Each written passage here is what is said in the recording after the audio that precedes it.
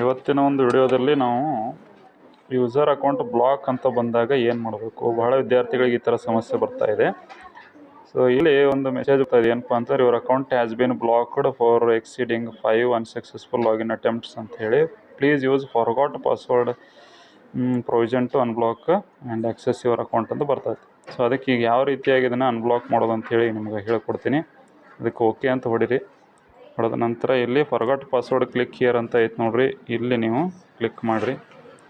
Click ಮಾಡಿದ ನಂತರ ಇಲ್ಲಿ ನಿಮಗೊಂದು ಪ್ರಶ್ನೆ ಕೇಳುತ್ತದು, ಏನಂತ ಯೂಸರ್ ಟೈಪ್ ಸ್ಟೂಡೆಂಟ್ ಅಂತ ಸೆಲೆಕ್ಟ್ ಮಾಡಿರಿ. ಆಮೇಲೆ ಯಾರು ಇಂಡಿಯನ್ ಅಂತ ಕೇಳುತ್ತೆ, ಎಸ್ ಅಂತ ಕೊಡ್ರಿ, ನೆಕ್ಸ್ಟ್ ಅಂತ ಹೊಡೀರಿ. ಓಕೆ, ಅದಾದ ನಂತರ ನಿಮ್ಮ USMS ನಂಬರ್ ಅದು ಕೇಳುತ್ತೆ. USMS ನಂಬರನ್ನು ನೀವು ಹಾಕಬೇಕಾಗತ್ತೆ. ಆ ನಂತರ ಕ್ಯಾಪ್ಚಾವನ್ನು ಹಾಕಿ ನೆಕ್ಸ್ಟನ್ನು ಕೊಡಬೇಕಾಗುತ್ತೆ. ಓಕೆ, ಸೊ ನಿಮ್ಮ USMS ನಂಬರನ್ನು ಹಾಕಿ ಕ್ಯಾಪ್ಚಾ ಹಾಕಿದ ಮೇಲೆ ನೆಕ್ಸ್ಟ್ ಅಂತ ಹೇಳಿ ನೀವು ಪ್ರೆಸ್ ಮಾಡಿರಿ. ಅಲ್ಲಿ ಏನಪ್ಪ ಅಂತಂದರೆ ಇಲ್ಲಿ ನೀವು ಬೇರೆ ಕಡೆ ಎಲ್ಲರೂ ಲಾಗಿನ್ ಆಗಿದ್ರೆ ಅಂದರೆ ಅದು ಲಾಗೌಟ್ ಆಗುತ್ತೆ ಅಂತ ಹೇಳಿ ಇಲ್ಲಿ ಬರುತ್ತೆ. ಹಾಗಾಗಿ ಅದನ್ನು ಓಕೆ ಅಂತ ಕೊಡ್ರಿ. ಕೊಟ್ಟ ನಂತರ ಇಲ್ಲಿ ನೀವು ಹೊಸ ಪಾಸ್ವರ್ಡನ್ನು ಕ್ರಿಯೇಟ್ ಮಾಡ್ಕೋಬೇಕು. ಕ್ರಿಯೇಟ್ ಯಾವ ರೀತಿಯಾಗಿ ಮಾಡ್ಕೋಬೇಕಪ್ಪ ಅಂತಂದರೆ ಅಲ್ಲಿ ಅದು ಮಿನಿಮಮ್ 12 ಕ್ಯಾರೆಕ್ಟರ್ ಇರಬೇಕು, 12 ಅಕ್ಷರದ್ದು ಇರಬೇಕು. ಅದ್ರಾಗ ಒಂದು ಮಿನಿಮಮ್ ಒಂದು ಅಪ್ಪರ್ ಕೇಸ್ ಅಂದರೆ ಒಂದು ಕ್ಯಾಪಿಟಲ್ ಲೆಟರ್ ಇರಬೇಕು, ಒಂದು ಸ್ಮಾಲ್ ಲೆಟರ್ ಇರಬೇಕು, ಆಮೇಲೆ ಅಟ್ಲೀಸ್ಟ್ ಒಂದು ನಂಬರ್ ಆದರೂ ಇರಬೇಕು, ಮತ್ತು ಅಟ್ಲೀಸ್ಟ್ ಒಂದು ಸ್ಪೆಷಲ್ ಕ್ಯಾರೆಕ್ಟರ್ ಲೈಕ್ $, ಹ್ಯಾಶ್ಟ್ಯಾಗ್ ಈ ಥರದ ಆ್ಯಂಡ್ ಸಿಂಬಾಲ್, ಈ ಥರ ಸಿಂಬಾಲ್ಗಳು ಇರಬೇಕಾಗ್ತೈತಿ. ಆಮೇಲೆ ವೆಲ್ಕಮು, ಅಡ್ಮಿನ್, ಟೆಕ್ಸ್ಟ್, ಪ್ರಿನ್ಸಿಪಾಲ್, ಕಾಲೇಜ್ ಈ ಥರದ ಒಂದು ವರ್ಡ್ಗಳನ್ನು ನೀವು ಯೂಸ್ ಮಾಡೋಕ್ಕೆ ಹೋಗ್ಬೇಡ್ರಿ. ಆಮೇಲೆ ಕಂಟಿನ್ಯೂ ಆಗಿ 1 2 3 1 1 1 ಆ ಥರದನ್ನು ಇಡೋಕ್ಕೆ ಹೋಗ್ಬೇಡ್ರಿ.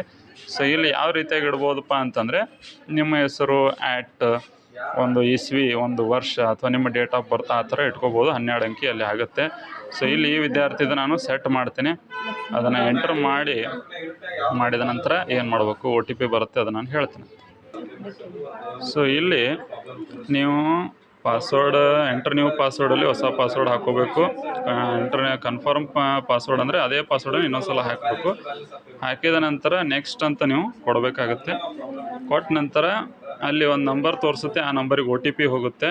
ಆ ನಂಬರ್ ನೀವು ಯಾವುದು ಅಡ್ಮಿಷನ್ ಟೈಮಲ್ಲಿ ಕೊಟ್ಟಿರ್ತೀರಿ ಆ ನಂಬರಿಗೆ OTP ಹೋಗುತ್ತೆ. ಆ OTPಯನ್ನು ನೀವು ಎಂಟ್ರ್ ಮಾಡಬೇಕಾಗುತ್ತೆ. ಎಂಟ್ರ್ ಮಾಡಿ ಸಬ್ಮಿಟ್ ಕೊಡಬೇಕಾಗುತ್ತೆ. OTPಯನ್ನು ಎಂಟ್ರ್ ಮಾಡಿದ್ದೀವಿ. ಎಂಟ್ರ್ ಮಾಡಿದ ನಂತರ ಸಬ್ಮಿಟನ್ನು ಕೊಡಬೇಕು. ಸಬ್ಮಿಟ್ ಮಾಡಿದ ನಂತರ ಇಲ್ಲಿ ಏನಾಗುತ್ತೆ, OTP verification and password updated successfully ಅಂತ ಬರುತ್ತೆ. ಇದಕ್ಕೆ ಓಕೆ ಕೊಡ್ರಿ. ಓಕೆ ಕೊಟ್ಟ ನಂತರ ಈಗೇನು ಹೊಸ ಪಾಸ್ವರ್ಡ್ ಸೆಟ್ ಮಾಡಿರ್ತೀರಿ ಅದೇ ಪಾಸ್ವರ್ಡನ್ನು ಹಾಕಿ ನೀವು ಏನು ಮಾಡಬೇಕಾಗತ್ತೆ, ಲಾಗಿನ್ ಆಗಬೇಕಾಗುತ್ತೆ.